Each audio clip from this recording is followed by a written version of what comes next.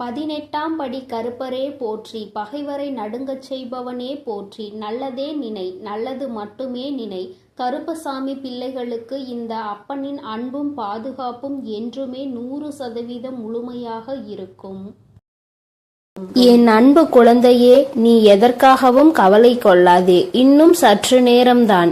உன்னை கண்ணீர் சிந்த வைத்தவர்கள் உன் காலடியிலே வந்து மண்டியிட போகின்றார்கள். என் தங்கமே, அவர்களுக்கான தண்டனையை கொடுக்க நான் புறப்பட்டு விட்டேன். இனி உன் வாழ்க்கையில் எல்லாம் உனக்கு நல்லதாக மட்டுமே நடக்கப் போகின்றது. இதுவரை நீ கண்ணீர் சிந்திய நாட்கள் எல்லாம் மறைந்து இனி உன் வாழ்க்கையில் மகிழ்ச்சியும் சந்தோஷமும் நிறைந்து இருக்கப் போகின்றது. என் தங்கமே, உன் தாயானவள் இவை அனைத்தையும் செய்து முடிப்பேன் என்ற நம்பிக்கை என் மீது இருந்தால் மட்டும் நீ இதை கேள். என் அன்பு குழந்தையே, இன்று நீ மனமுடைந்து கண்ணீர் சிந்துகின்ற நிலைக்கு இருந்து கொண்டிருக்கிறாய். உன்னை இந்த நிலைக்கு ஆளாக்கியவர்களுக்கு தண்டனையை இந்த தாயானவள் கொடுப்பதற்காக சென்றிருந்தேன். எனக்கு முன்பாகவே இன்னொருவர் அவர்களுக்கு தண்டனையை கொடுத்து விட்டார். என் தங்கமே, அவர்கள் கொடுத்த தண்டனையை இவர்களால் இனி ஒரு நாளும் வாழ்க்கை முழுவதும் மீண்டு வர முடியாத அளவிற்கு கொடுமையானது. இவர்களால் இதை ஒரு நாளும் மறக்கவும் முடியாது. தான் செய்த தவறை நினைத்து நினைத்து எப்பொழுதுமே மனவேதனையில் இருந்து கொண்டே இருக்கின்ற அளவிற்கு அவர்களுக்கு சோதனைகள் வந்திருக்கின்றது. அப்படி என்ன சோதனைகள் இவர்கள் சந்தித்து இருப்பார்கள் என்றுதானே என் பிள்ளை நினைக்கிறாய்? என் தங்கமே, நிச்சயமாக அவர்கள் சந்தித்த சோதனை என்னவென்று உனக்கு சொல்கிறேன். அது மட்டும் அல்லாமல் உன்னை கண்ணீர் சிந்த வைத்தவர்கள் யார் என்றும் எதற்காக உன்னை கண்ணீர் சிந்த வைத்தார்கள் என்றும் உனக்கு நான் தெளிவாக சொல்லும் பொழுது நிச்சயமாக இந்த தாயானவள் இன்று உனக்கு கொண்டு வந்த செய்தி என்னவென்பதை நீ புரிந்து கொள்வாய். என் தங்கமே, பொதுவாகவே இங்கு சிலர் மனம் எப்படி தெரியுமா இருந்து கொண்டிருக்கிறது. நாம் ஒரு பெரிய பொறுப்பில் இருக்க வேண்டும் என்று ஆசைப்பட்டு அந்த பொறுப்பில் ஏற்கனவே இருந்து கொண்டிருப்பவரை எளிதாக தூக்கி வீச வேண்டும் என்றால் அவர்களினுடைய பழக்கத்தினோடு விளையாடி அவர்களை மற்றவர்கள் முன்னிலையில் கெட்டவர்களாக சித்தரித்து விடுவது. இதைதான் இவர்கள் கச்சிதமாக இப்பொழுது செய்து முடித்திருக்கிறார்கள். அதை செய்து முடித்ததோடு மட்டுமல்லாமல் அவர்களினுடைய எண்ணங்கள் எப்படிப்பட்டது தெரியுமா? மற்றவர்கள் முன்னிலையில் மேலும் மேலும் இவர்களை அவமானப்படுத்த வேண்டும். இந்த அவமானத்தை அவர்கள் வாழ்க்கை முழுவதும் மறக்க கூடாது. அது மட்டும் அல்லாமல் அவர்கள் வாழ்க்கையில் எத்தனை பிரச்சனைகள் வந்தாலும் அதோடு சேர்த்து இந்த பிரச்சனையையும் அவர்கள் அனுபவித்து வாழ்க்கையே வேண்டாம் என்று ஒதுங்கி ஓட வேண்டும் என்றுதான் அவர்களின் எண்ணம் இருக்கிறது. என் தங்கமே, இப்பேற்பட்ட எண்ணங்களை கொண்டவர்கள் ஒரு பொறுப்பை எடுத்து செய்யும் பொழுது தனக்கு கீழ் உள்ளவர்களை எப்படி நடத்துவார்கள் என்பதை தெய்வம் நிச்சயமாக புரிந்து கொள்ளும் அல்லவா? என் தங்கமே, இவர்கள் வேறு யாராகவோ இருக்கின்ற பட்சத்தில் நிச்சயமாக இவர்களுக்கு தண்டனையை கொடுத்தவர்களுக்கு அத்தனை கோபம் வந்திருக்காது. ஆனால் ஒரே குலத்தில் இருக்கின்ற பிள்ளைகள், ஒருவருக்கொருவர் சொந்த பந்த உறவுகள் மேற்பட்ட நிலையில் அவர்கள் அந்த துரோகத்தை செய்யும் பொழுது அதனால் அதிக கோபமடைந்து உன் தாயானவள் என்னை விட உன்னுடைய குலதெய்வம் தான் உன்னுடைய குலதெய்வம் அவர்களுக்கு கொடுத்த தண்டனை என்னவென்று உனக்கு இப்பொழுது நான் சொல்லி விடுகிறேன். என் தங்கமே, உன்னுடைய குலத்தில் இருந்து கொண்டே அவர்கள் செய்த வேலையை உன்னால் நிம்மதியாக குலதெய்வத்தின் கோயிலுக்கு கூட செல்ல முடியவில்லை. அங்கு சென்றால் மற்றவர்கள் முன்னிலையில் உன்னை பற்றி குசு குசு வென்று பேசுவது, அதாவது உனக்கு அது தெரிய வேண்டும் என்று நினைத்து கொண்டே பேசுவது. அப்படியானால் உன்னுடைய மனதிற்குள் இவர்கள் நம்மை பற்றி என்ன பேசி இருப்பார்கள் என்ற எண்ணம் மட்டும்தான் ஓடிக்கொண்டிருக்கும். மாறாக தெய்வத்தை கூட உன்னால் நிம்மதியாக அந்த நேரத்தில் வணங்க முடியாது அல்லவா? அப்பேற்பட்ட நிலையை உனக்கு அவர்கள் உருவாக்கி கொடுக்கத்தான் இத்தனை கஷ்டங்களையும் கொடுத்து கொண்டிருக்கிறார்கள். உன்னுடைய மனது நிம்மதியாக இருக்கக்கூடாது, நீ சந்தோஷமாக இருக்கக்கூடாது. எல்லாவற்றிற்கும் மேலாக நீ எந்த நேரமும் ஏதோ ஒரு கஷ்டத்திலும் கவலைகளிலும் இருந்து கொண்டே இருக்க வேண்டும். குலதெய்வத்தை தேடி நீ வரக்கூடாது. இந்த நிலையை இப்பொழுது அவர்கள் சாதித்திருக்கிறார்கள். நீ சில காலமாகவே உன்னுடைய குலதெய்வத்தை காண செல்லவில்லை. உன்னுடைய குலதெய்வ கோயிலுக்கு செல்வதற்கு உனக்கு மனதிற்கு மிகவும் சங்கடமாக இருக்கிறது. ஒரு புறம் உன்னுடைய மனது இவர்களுக்காகவெல்லாம் நாம் ஏன் நம்முடைய குலதெய்வத்தை காணாமல் இருக்க வேண்டும் என்று நினைத்தாலும் கூட ஒரு மனது இவர்கள் முன்னால் நின்று அவமானப்படுவதை விட போகாமல் இருப்பதே மேல் என்று நினைக்க சொல்கிறது. அது மட்டும் அல்லாமல் குலதெய்வத்தின் முன்னிலையில் நம்மை வரவிடாமல் செய்த இவர்களை நம் குலதெய்வம் தண்டிக்கவில்லையே, நம்முடைய குலதெய்வம் அவர்களுக்கு எந்த தண்டனையையும் கொடுக்கவில்லையே என்று கூட உனக்கு உன்னுடைய குலதெய்வத்தின் மீது சிறு மனவருத்தம் இருக்கிறது. என்னுடைய குலதெய்வம், நீ ஏன் இத்தனை அமைதியாக இருந்து கொண்டிருக்கிறாய்? இவர்களை நீ கேள்வி கேட்க மாட்டாயா என்று அவர்களை நீ கேட்டாய் அல்லவா என் தங்கமே? ஆனால் அங்கே உன் குலதெய்வம் என்ன செய்தது என்று உனக்கு சொல்கிறேன். உன்னுடைய இந்த வேதனையை உன்னுடைய குலதெய்வம் நன்றாக புரிந்து கொண்டார்கள். அவர்கள் உனக்கு இது போன்ற துரோகத்தை செய்து குலதெய்வத்திடம் இருந்து பிரிக்க நினைத்தவர்களுக்கு மிக பெரிய தண்டனை ஒன்றை கொடுத்திருக்கிறார்கள். நீ அந்த குலதெய்வத்திற்கு இத்தனை நாளும் செய்த விஷயங்கள் அவர்கள் உன்னை வாழ்நாள் முழுவதும் ஆசீர்வதிக்க காத்து கொண்டிருக்கிறார்கள். குலதெய்வத்தின் மீது அன்பு கொண்ட உன்னை அவர்கள் ஒருபோதும் கைவிட நினைத்தது கிடையாது. அதற்கு அவர்கள் செய்த காரியம் என்னவென்று தெரிந்து கொண்டால் நிச்சயமாக என் குழந்தை நீ மனதளவில் வியப்படைவாய். என் தங்கமே, உன்னுடைய வாழ்க்கையில் இது போன்று நடந்து கொள்வதற்கு துணிச்சல் ஒருவருக்கு இருக்கிறது என்றால் முதலில் அவர்களுக்கு குலதெய்வத்தின் மீது எந்த ஒரு பயமும் இல்லை. அவர்கள் குலதெய்வத்தை கற்சிலையாக நினைத்து விட்டார்கள். அல்லது தெய்வம் நாம் என்ன செய்தாலும் தலையாட்டும், நாம் என்ன சொன்னாலும் தலையாட்டும், நாம் தான் அவர்களுக்கு எல்லா பணிவிடைகளையும் செய்து கொண்டிருக்கிறோமே என்று நினைத்து விட்டார்கள் போல. எத்தனை பணிவிடைகளை விழுந்து விழுந்து செய்தாலும், எத்தனைதான் தெய்வத்திற்கு அள்ளி அள்ளி கொடுத்தாலும் அது போன்றவர்களுக்கு தெய்வம் ஒரு நாளும் எந்த விதமான ஆசிகளையும் வழங்காது. மாறாக உண்மையான அன்பும் உண்மையான பக்தியும் சுற்றி உள்ளவர்களின் மனதை வேதனைப்படுத்தாமல் இருப்பது, இது போன்றெல்லாம் யார் நடந்து கொள்கிறார்களோ அவர்களிடத்தில் மட்டும்தான் தெய்வம் அன்பாக இருக்கும் என்பதை புரிந்து கொள்ளவில்லை. அவர்கள் செய்த காரியத்தினால் இன்று உன் குலதெய்வம் நீ அடைந்த அத்தனை வேதனைகளையும் சேர்த்து வைத்து அவர்களுக்கு தண்டனையாக கொடுத்து விட்டார்கள். அவர்கள் கொடுத்த தண்டனை என்ன தெரியுமா? நீ என்னதான் எனக்கு எத்தனை காரியங்களை செய்தாலும் நான் ஒருபொழுதும் உனக்கு ஆசிகளை வழங்க போவது கிடையாது. நீ செய்த பாவம் உன்னை மட்டும் அல்ல, உன்னுடைய சந்ததிகளையும் சேர்த்துதான் பாதிக்க போகிறது. என்னுடைய சன்னதியில் ஒருவருக்கு மிகப்பெரிய பிரச்சனைகளை உண்டு பண்ணி விட்டாய். இதனால் உருவாக போகும் மிகப்பெரிய பிரச்சனையை நீ மறந்து விட்டாய். பெற்றோர்கள் செய்கின்ற பாவம் குழந்தைகளை பாதிக்கும் என்பதை உணராமல் நீ செய்த இந்த தவறினால் நாளை உன்னுடைய குலமே தலைக்காமல் போவதற்கும் நிறைய வாய்ப்புகள் இருக்கிறது. அதனால் இனிமேலாவது இந்த தவறை திருத்திக் கொண்டு மற்றவர்களுக்கு எல்லா உதவிகளையும் செய்து கொடுக்க வேண்டும். குலதெய்வத்தை நம்பி வருபவர்களின் மனதை ஒரு நாளும் காயப்படுத்த கூடாது. தான் பெரியவர் என்கின்ற எந்த ஒரு மனப்போக்கையும் யாரிடத்திலும் வெளிப்படுத்த கூடாது. அப்படி வெளிப்படுத்துகின்ற பட்சத்தில் இனி உன் வாழ்க்கை, உன்னுடைய குடும்பம் நிச்சயமாக அனுபவிக்க போகின்ற வேதனைகளை கண்டு நீ துடிக்கத்தான் போகிறாய். யாரிடம் விளையாடுகிறோம் என்ற எண்ணம் சற்று மனதில் இருக்க வேண்டும். உன்னுடைய குலத்தை காக்கின்ற என்னிடத்திலேயே உன்னுடைய பாகுபாடுகளை உருவாக்கி கொண்டிருக்கிறாய். யார் பெரியவர் யார் சிறியவர் என்கின்ற பாகுபாட்டை தெய்வத்தின் முன்னாலேயே உருவாக்கி கொடுக்கின்ற தைரியம் உனக்கு இருக்கிறது என்றால் நிச்சயமாக இனி உன் வாழ்க்கை என் கையில் என்பதை மறந்துவிடக் கூடாது என்று உன்னுடைய குலதெய்வம் அவர்களுக்கு மிகப்பெரிய எச்சரிக்கையினை கொடுத்து விட்டார்கள்.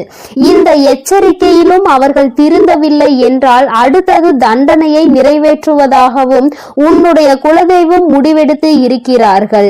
என் தங்கமே, இனிமேலாவது இது போன்ற மனிதர்களை கண்டு நீ மனதில் எந்த விதமான தயக்கமும் கொள்ளாமல் உன்னுடைய குலதெய்வத்தை வணங்குவதற்கு நீ எப்பொழுதுமே சென்று கொண்டே இருக்க வேண்டும்.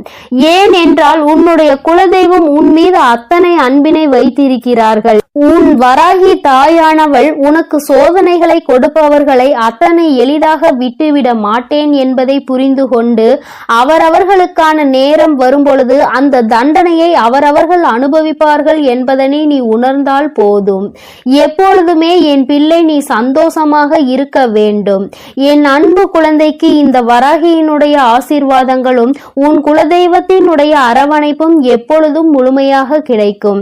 என் தங்கமே, அதனால் நீ எதை நினைத்தும் கலங்காதே, எதற்காகவும் வருந்தாதே. நீ நல்லதையே நினை, உன் வாழ்வில் நல்லது மட்டுமே நடக்கும். என் அன்பு குழந்தையே, இந்த நல்ல தினத்தில் உனக்கான ஒரு முக்கியமான செய்தியோடு தான் அம்மா உன்னை காண வந்திருக்கிறேன். என் அன்பு குழந்தையே, உன் கண்ணீரை கண்டு சிரித்தவர்களுக்கு பதில் சொல்லும் நேரம் இந்த வராகிக்கு இப்பொழுது வந்துவிட்டது. என் குழந்தையே, நான் இப்பொழுதும் உன்னுடைய குலதெய்வத்தின் வாக்கை அல்லவா சுமந்து கொண்டு வந்திருக்கிறேன். என் குழந்தையே, உன் குலதெய்வமானது உன்னை காக்கின்ற தெய்வம். உனக்கு என்ன வேண்டுமானாலும் நிறைவேற்றி தரும் தெய்வம். உன்னை ஆபத்தில் இருந்து காக்கும் தெய்வம். எந்த எதிரியானாலும் உன் குலதெய்வத்தை தாண்டிதான் உன்னை தொட முடியும். அத்தகைய குலதெய்வத்தின் வாக்கினை உன் வராகி அம்மா நான் உனக்கு தருகிறேன். என் அன்பு பிள்ளையே, இந்த தெய்வத்தின் வாக்கினை தவிர்த்து விடாதே. என் பிள்ளையே, உன்னை கண்ணீர் சிந்த வைத்தவர்கள் இன்று அங்கே அவர்கள் கண்களில் கண்ணீர் சிந்தும் நேரம் நெருங்கிவிட்டது. நீ அவர்கள் உன்னை காயப்படுத்திவிட்டு அங்கே சந்தோஷமாக இருந்து கொண்டிருக்கிறார்கள் என்று வருத்தத்தில் ஆழ்ந்திருக்கின்றாய். என் குழந்தையே, நீ உன்னுடைய வாழ்க்கையில் நீ செய்த பல புண்ணிய காரியங்களும் இன்று நிச்சயமாக உனக்கு பல பரிசுகளை, பழைய எதிர்பார்ப்புகளை பூர்த்தி செய்து தரப்போகிறது. அங்கே உன்னை கண்ணீர் சிந்த வைத்தவர்கள் வாழ்க்கையில் தாழ்ந்து கொண்டேதான் செல்கின்றார்கள். நீ எந்த தவறுமே செய்யாத சூழ்நிலையில் உன்னை அங்கே கண்ணீர் விட வைத்தவர்கள் மட்டும் தண்டனை அனுபவிக்காமல் போய்விடுவார்களா என்ன? என் தங்கமே, உன் குலதெய்வமானவள் அவர்களை நல்வழியில் திருத்தி கொண்டு வர முயற்சி செய்ய போகிறேன். அப்படியும் அவர்கள் திருந்தவில்லை என்றால் அதற்கான தண்டனையை அவர்கள் அனுபவிப்பார்கள். என் குழந்தையை அவர்கள் சீண்டி பார்த்து விட்டார்கள். இனிமேல் அதனை பார்த்துவிட்டு அவர்களுக்கு தண்டனை வழங்காமல் இருக்க மாட்டேன். உனக்கு கஷ்டங்கள் வருவது சில சமயங்களில் உன்னை சுற்றி இருப்பவர்கள் எப்படிப்பட்டவர்கள் என்பதை உனக்கு உணர்த்துவதற்காகத்தான். என் குழந்தை, நீ உன்னை சுற்றி இருப்பவர்கள் எல்லாம் கண்மூடித்தனமாக நல்லவர்கள் என்று நம்பிக்கொண்டிருக்கிறாய். உனக்கு கஷ்டம் என்ற ஒன்று வரும்போதுதான் தெரியும் யாரால் உனக்கு உதவி செய்கிறார்கள், யாரெல்லாம் ஒதுங்கி நின்று உன் கஷ்டத்தை பார்த்து சந்தோஷப்படுகிறார்கள் என்பது. நீ அப்போதுதான் உணர்ந்து கொள்வாய். அவர்கள் என்ன வேண்டுமானாலும் செய்துவிட்டு போகட்டும். எந்த அளவிற்கு உனக்கு அவர்கள் தீமை செய்கிறார்களோ அதற்கேற்ற பலனை அவர்கள் அனுபவிப்பார்கள். என் குழந்தை, நீ அவர்கள் எத்தனை தீமைகளை உனக்கு செய்தாலும் நீ பிறருக்கு நன்மைகளை மட்டும் செய்ய வேண்டும். அப்போதுதான் உன்னுடைய இதயமானது தூய்மையாக இருக்கும். தூய்மையான இதயத்தில்தான் உன் வராகி அம்மாவும் உன் குலதெய்வமும் குடியிருக்க முடியும். அதனை நீ உணர்ந்து உன் உள்ளத்தை எப்பொழுதும் தூய்மையாக வைத்திரு. அங்கேதான் உன் தாயான நான் ஓடோடி வந்து வாசம் செய்வேன். உன்னை கண்ணீர் சிந்த வைத்ததோடு மட்டுமல்லாமல் அங்கே ஒரு ஓரத்தில் ஒதுங்கி நின்று அதனை வேடிக்கை பார்த்து கொண்டிருந்தார்கள். அதனால் நிச்சயமாக என் குழந்தைக்கு இத்தகைய தீங்கினை வைத்தவர்களுக்கு தண்டனை கிடைக்கும். இந்த வராகியானவளை தவிர என் குழந்தைக்கு வேறு யாரும் இல்லை. என் குழந்தை என்னிடம் வந்து துன்பங்களை நீ துடைத்துவிடு தாயே என்று இரு கரங்களை கும்பிட்டு என்னிடம் வந்து வேண்டிய குழந்தை. அதனால் நிச்சயமாக உனக்கு தீங்கினை விளைத்தவர்களை இந்த அம்மா கரம் கொண்டு தண்டனை வழங்குவேன் என்று உனக்கு உறுதி வாக்களிக்கிறேன். இனி அவர்களுக்கான காலம் முடிய போகின்றது. உன்னுடைய காலம் ஆரம்பிக்கப் போகின்றது. அம்மாவை அம்மா, தாயே என்று அழைக்கும் போதெல்லாம் நினைத்துக்கொள், நீ வெற்றிக்கான அடுத்த படிகளில் ஒரு காலடிகளை எடுத்து வைக்கப் போகிறாய் என்பதை. நீ எதையும் கண்டும் காணாமல் உன் செயல்களில் மட்டும் கவனமாக இரு. உன்னை யார் அளவைத்தார்களோ, யார் உன்னை விழவைக்க வேண்டும் என்று நினைத்தார்களோ, அவர்கள் முன்பாக நீ உயரத்தில் இருக்க வேண்டும் என்பதை மட்டும் உன் மனதில் நினைவு கொண்டு உன்னுடைய காரியங்களை நீ நன்றாக செய்து நல்ல பெயரை எடுக்க வேண்டும். அவர்கள் முன்னால் வாழ்ந்து காட்ட வேண்டும். நீ வாழும்போது நிச்சயமாக அவர்கள் அங்கே ஒரு மூலையில் அழுது கொண்டுதான் இருப்பார்கள். உனக்கு அவர்கள் கொடுத்த கஷ்டத்தினை அவர்கள் இன்னொருவர் மூலமாக நிச்சயமாக அனுபவிப்பார்கள். அவரவர் செய்கின்ற கர்ம பலனை அவரவர் இப்பொழுதெல்லாம் அன்றே அனுபவித்து விடுகிறார்கள். அதற்காக அவர்கள் நீண்ட காலம் காத்திருக்க வேண்டிய அவசியமில்லை. என் தங்கமே, நீ அங்கே பிறர் மீது உண்மையான அன்பினை காட்டுவதற்கு பரிசாக பல அவமானங்களை சந்தித்து விட்டாய்.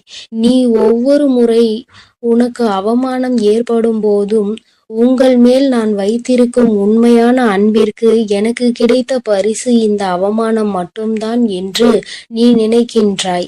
இது உன்னுடைய அன்பினை புரிந்து கொள்ளாமல் அவர்கள் செய்கின்ற மிகப்பெரிய பாவமாகும். இனி அவர்களை எல்லாம் உன் அன்பின் வலிமை என்ன என்பதை உணர வைத்து உன்னை தேடி நிச்சயமாக இந்த அம்மா வரவைக்க போகிறேன். என் குழந்தையே, நீ ஒன்றை நன்றாக புரிந்து கொள். இந்த உலகத்தில் யாருக்கும் எதுவும் நிலையானது கிடையாது. ஒவ்வொரு சோகமும் ஒவ்வொரு துன்பமும் வாழ்க்கையில் பலருக்கு பல பாடங்களை கற்று தந்து கொண்டுதான் இருக்கிறது.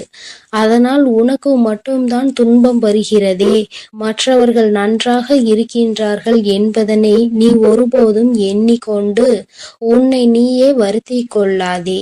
உன்னை அவர்கள் ஏமாற்றினாலும், உன்னை அவர்கள் கண்ணீர் சிந்த வைத்தாலும், நீ ஒரு காலமும் அவர்களுக்கு அவர்கள் செய்ததை திருப்பி செய்து விடாதே.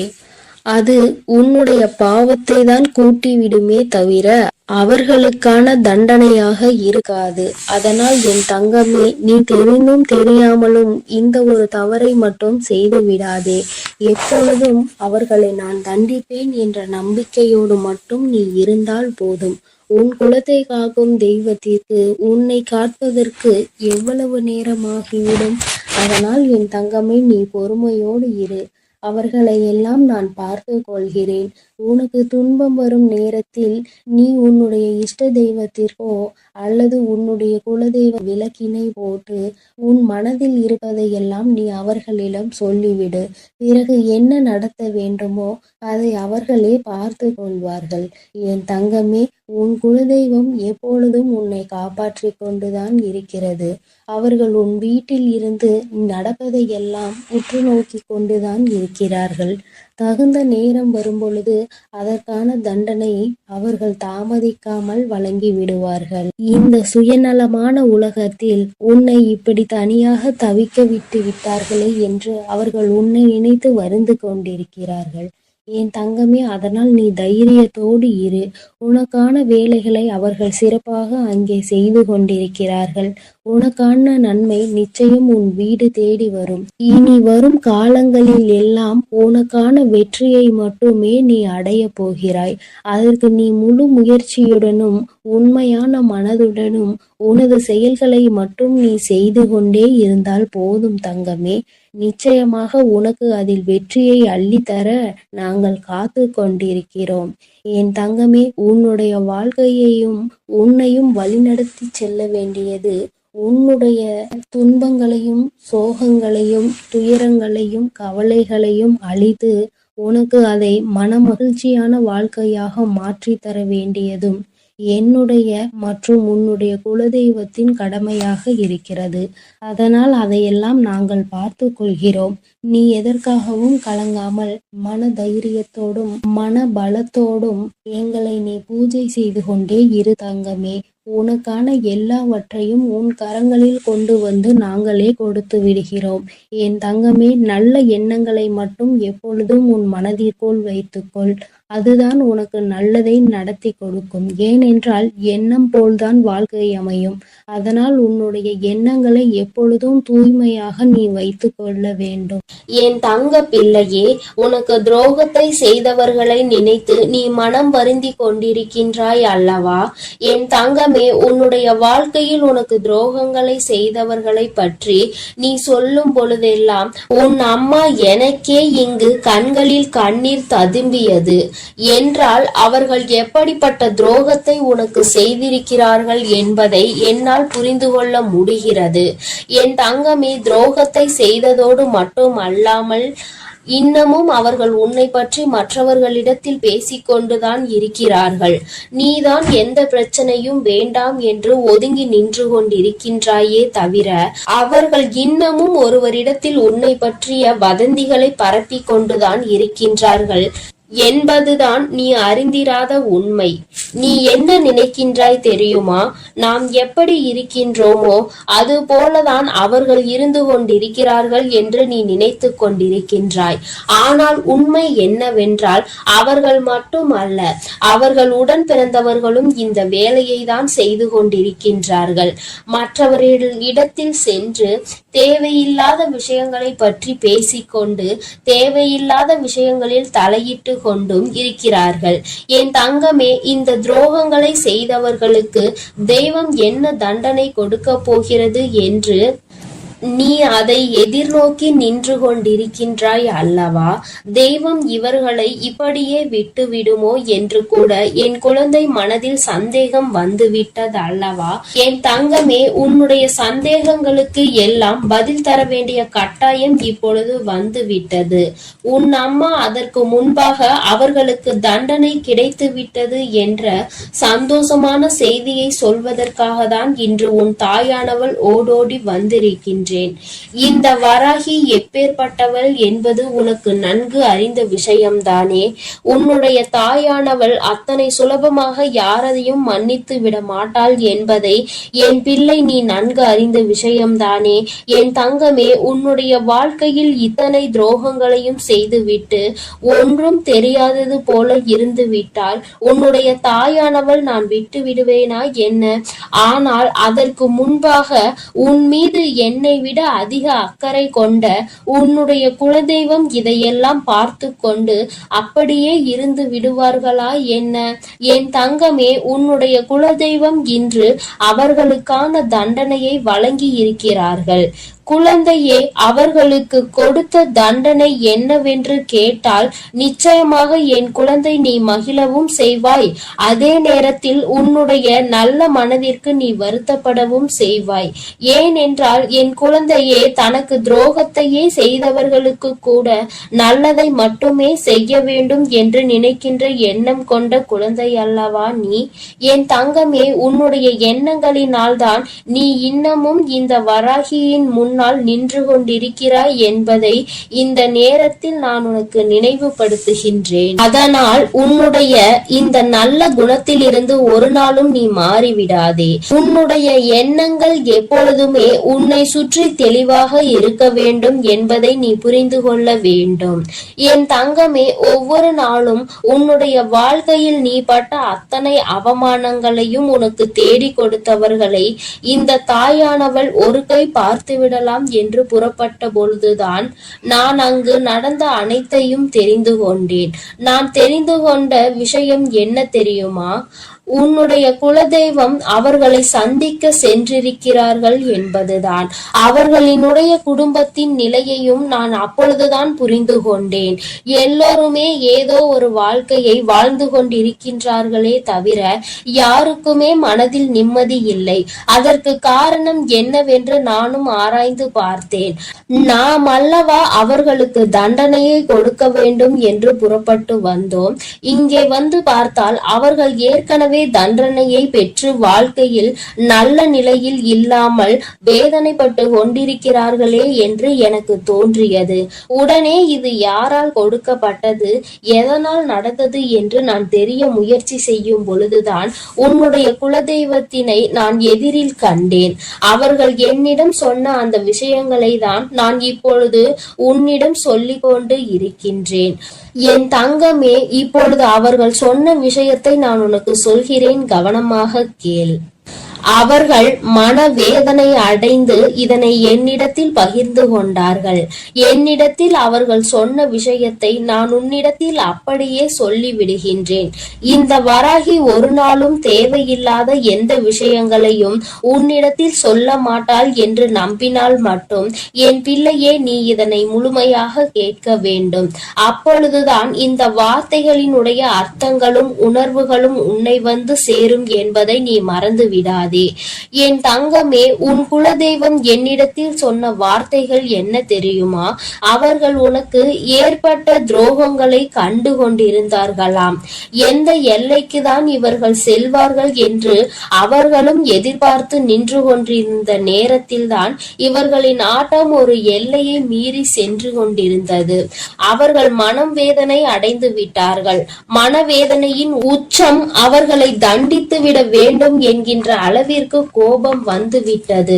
ஒருவராக இருந்தால் பரவாயில்லை, ஒட்டுமொத்த குடும்பத்தோடு சேர்ந்து ஒரே ஒருவருக்கு துரோகத்தை செய்து அவரை பழிவாங்க வேண்டும் என்று நினைப்பது எத்தனை பெரிய தவறு! அது அவர்களினுடைய பிள்ளை, என்னுடைய பிள்ளை வாழ்க்கையில் ஒரு நாளும் யாருக்கும் எந்த துரோகத்தையும் செய்ய நினைக்காத பிள்ளை தன்னிடத்தில் வேண்டும் என்று யாரேனும் கையேந்தி விட்டால் தனக்கு இல்லை என்றாலும் கூட எடுத்து கொடுத்து விட்டு செல்லக்கூடிய பிள்ளை. அப்பேற்பட்ட ஒரு பிள்ளைக்கு இவர்கள் காலம் காலமாக ஓடி ஓடி செய்து கொண்டிருக்கின்ற துரோகங்களை கண்டு இந்த அம்மாவின் மனம் பதைத்து விட்டது என்று உன்னுடைய குலதெய்வம் என்னிடத்தில் சொன்னார்கள். உன்னுடைய துரோகிகளினுடைய மனதில் அந்த எண்ணங்கள் அடங்குவதாக தெரியவில்லை. அதனால் உடனடியாக இவர்களுக்கு தண்டனையை கொடுத்துவிட வேண்டும் என்று முடிவு செய்து அவர்கள் கொடுத்த தண்டனை என்ன தெரியுமா?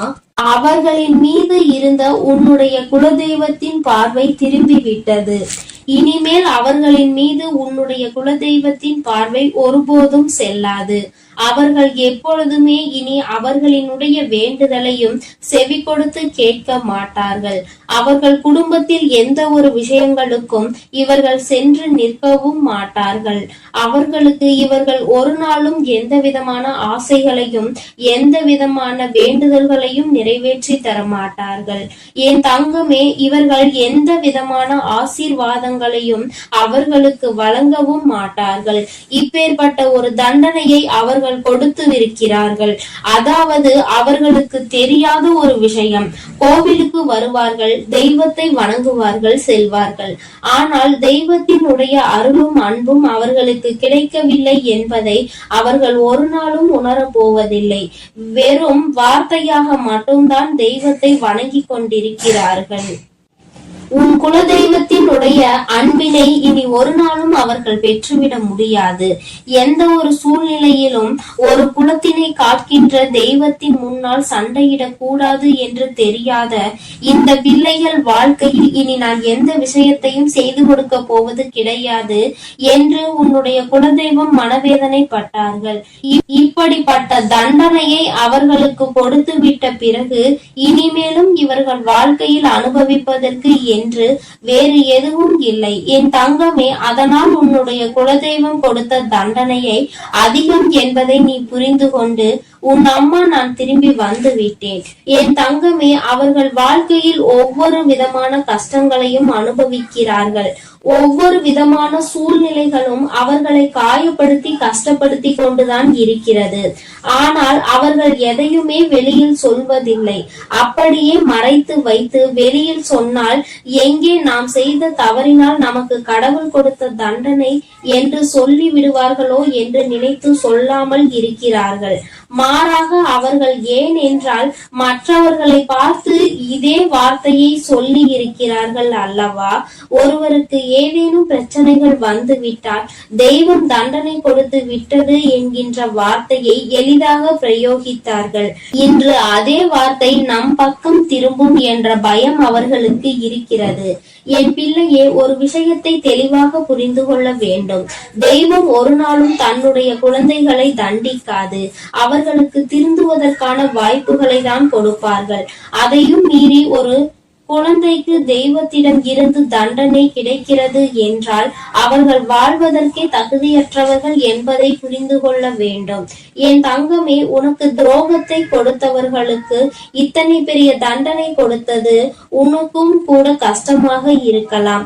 ஆனால் இனி எதுவுமே செய்ய முடியாது. வாய்ப்புகள் கொடுக்கப்பட்டதை பயன்படுத்தாமல் அதை அப்படியே விட்டு விட்டார்கள். இனிமேல் அவர்கள் வாழ்க்கைக்கான பொறுப்பினை அவர்கள்தான் ஏற்றுக்கொள்ள வேண்டும். இனி எதற்குமே தெய்வம் அவர்கள் பக்கம் நின்று அவர்களுக்காக ஒரு நாளும் எந்த ஒரு விஷயத்திற்காகவும் அவர்கள் வாதாட மாட்டார்கள். என் குழந்தையே, நீ மன நிறைவோடு உன்னுடைய குலதெய்வத்தை நீ தைரியமாக வணங்கு. யாரும் உன்னை எதிர்த்து எந்த கேள்வியும் கேட்க முடியாது என்பதை புரிந்து கொள். என் தங்கமே, இன்று இருக்கின்ற சூழ்நிலையில் எப்பொழுதும் உன்னுடைய குலதெய்வம் உன்னோடு நின்று உனக்கு உறுதுணையாக நிற்பார்கள் என்பதை மட்டும் மனதில் வைத்துக் கொண்டு என் பிள்ளை, நீ சந்தோஷமாக உன் வாழ்க்கையை வாழ தொடங்கு. என் அன்பு பிள்ளைக்கு இந்த வராகியினுடைய ஆசீர்வாதங்களும் உன் குலதெய்வத்தினுடைய அன்பும் அருளும் எப்பொழுதும் முழுமையாக கிடைத்து கொண்டே இருக்கும். என் தங்கமே, அதனால் நீ எதற்காகவும் கலங்காதே, எதை நினைத்தும் வருந்தாதே. நீ நல்லதையே நினைத்தால் உன் வாழ்வில் என் அன்பு பிள்ளைக்கு இந்த கருப்பனின் ஆசீர்வாதமும் அன்பும் என்றுமே முழுமையாக இருக்கும். வேண்டும் வரம் தருபவனே போற்றி, வேட்டை பிரியனே போற்றி போற்றி.